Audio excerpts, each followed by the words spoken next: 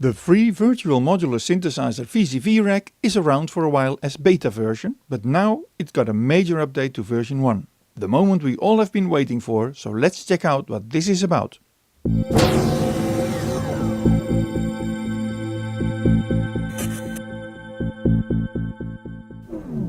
The VCV-Rack has been around for a while and is considered a perfect virtual solution for all the modular synthesizer lovers that don't have the money to buy the real thing. Because creating a real modular synthesizer system can be an expensive trip. Like on a real modular system, you can connect modules with wires on the VCV-Rack, virtual wires, to create sounds. And with the new update to version 1, it has a lot of new features. We would really like to tell you about all the possibilities of this new VCV-Rack, but I don't think it can be done in one simple video. So we stick to the basics for now and tell you how to install and set it up. But we will explain many separate modules extensively in a free online course on our YouTube channel. So let's find out what steps we have to take to get this beauty up and running. The download is available for Mac, Windows and Linux, but only 64-bit. The size is quite small, it's just 4.5 MB for the Windows version. And when we ran the installation on Windows, we got the message from the Windows system that an unrecognized app wanted to start. Just ignore that, we just had to tell it to run anyway. After installing, we clicked on the icon to run the rack. And during startup, it places a set of several basic modules on screen as a default.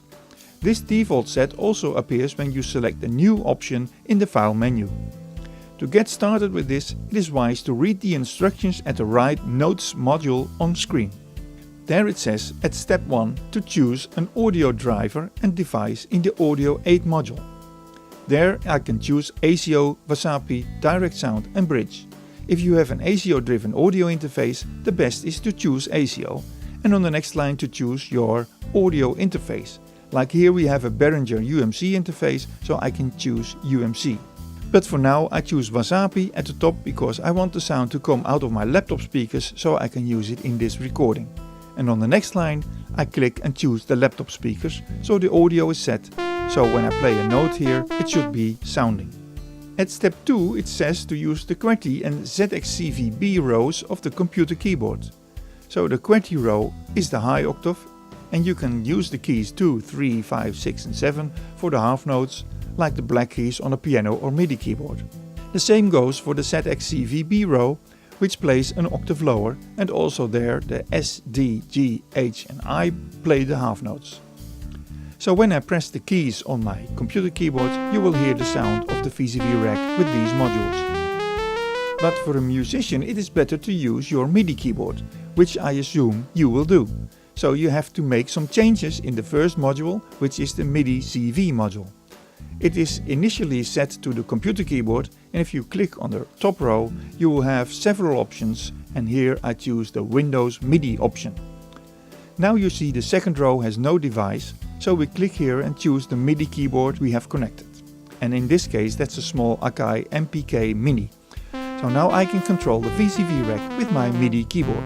Now if this is your standard setting, it is best to save these settings, so you can always come back to this standard setup. So I save this as my new default. Now let's see how we can make changes to the sound. If you want to change the sound by turning a knob on one of the modules, just click on it and hold and then drag your mouse up and down. If you double click, it will be set to the initial setting. You can also drag the existing cables to other connections, but you will probably lose sound along the way. Like we found that when you move a cable to another position and you want to restore the old settings, you should not use Ctrl Z because it will remove the cable completely. You can also drag new cables from one place to another. In the view options in the menu you can use the zoom to get a better overall picture. You can see more or less modules on screen. You can also set the tension of the cables so they do not hang over other modules, and you can also change the opacity of the cables. If you totally zoom out, you can see there is enough place to put many more modules. I would love to see this working on a huge 4K television screen. Extra modules can be selected by right-clicking on an empty spot, and then you can choose one of the 33 standard modules. And if you hover over them with your mouse, you will see some short explanation, which is always handy. At the left you also see some tags you can choose from, so you won't have to see all the modules. Once you placed all the modules, you still have to connect them to the system that's already there. But we at HRS Courses will make a course about lots of these modules and how they can be used, so check out our YouTube channel or our website for this.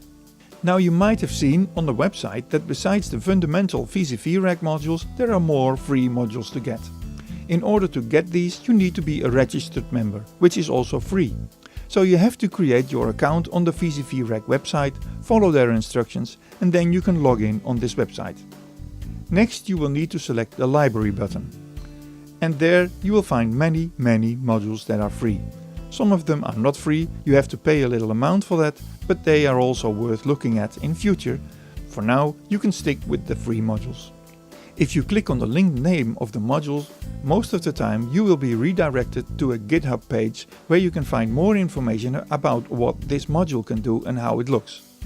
If you want to use the module in your VCV-Rec, just click on the blue free button, which will turn red to show that you selected it. When you are not logged in, you will be asked to log in. So here this huge list of modules, and you can directly see which extra modules you have to select and will be using. These are all red. Now that you have selected these modules, they still have to be loaded in your VCV-Rec. So next and crucial step is to go back to your VCV-Rec on your computer and select the library in this menu. There you have to fill in your email and password and log in. The VCV-Rec will synchronize with the account on the website and it will download and install the modules that you selected. This way you have over 100 modules to choose from without paying anything. That's a lot of information to get you started. I hope you like it. We will create more videos about this system because it's a great way to learn about sound synthesis. So a course that explains about many of the modules is on its way, or it might even be there already. Check the links below this video. More information and the download can be found on our website. The link is also below this video. And don't forget to subscribe to our YouTube channel and we will keep you updated on this fantastic free synthesizer and many other free stuff.